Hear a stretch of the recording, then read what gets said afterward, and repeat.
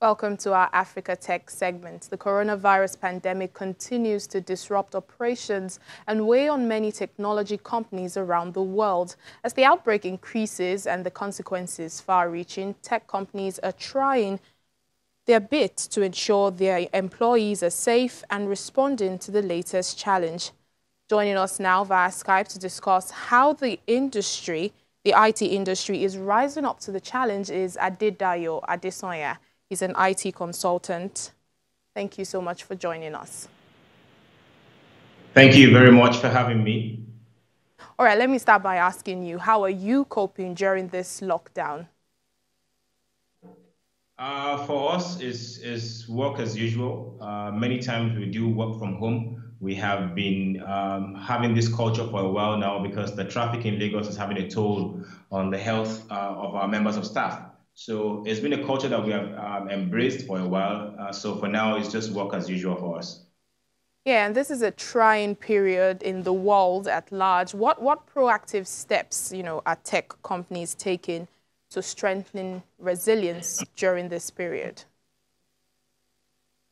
There's a higher number of training requests coming in from tech companies as we are a tech training company. So there's a higher number of requests coming in for training as tech companies want to expand their infrastructure and make it, bigger, because this pandemic came in very suddenly and nobody saw it coming. If not, tech companies would have been prepared for this.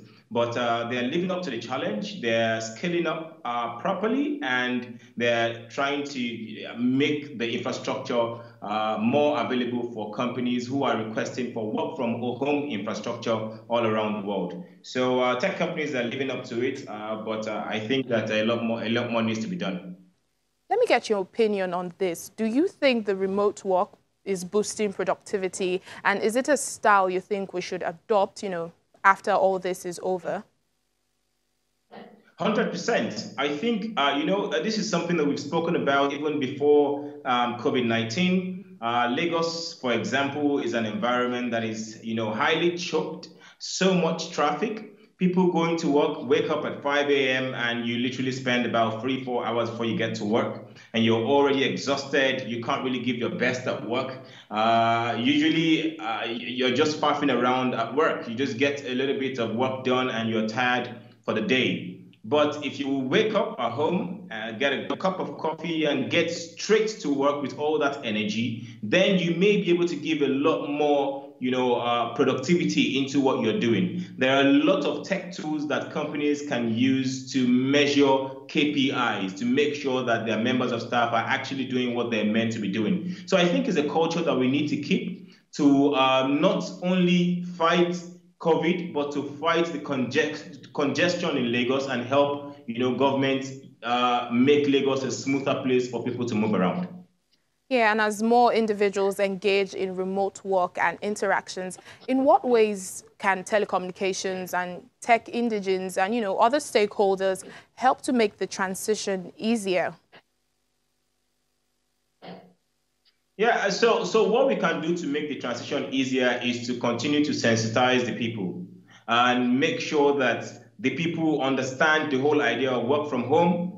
You can actually work from home and still achieve the same or even more than what you do normally. You can reduce your overhead costs by allowing some of the members of staff work from home, and then you could that takes a little bit of financial pressure off them, if rather than going to work every day and spending so much on fuel and whatnot. Encouraging them and training them as well on how to use these remote tools, remote access tools, like we call them, RAT.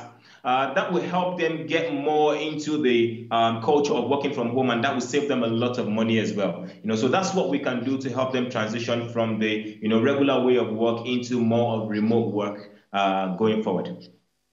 All right, then Adedayo Adesonya, IT consultant. Thank you so much for speaking to us in Africa Tech. Thank you very much for having me.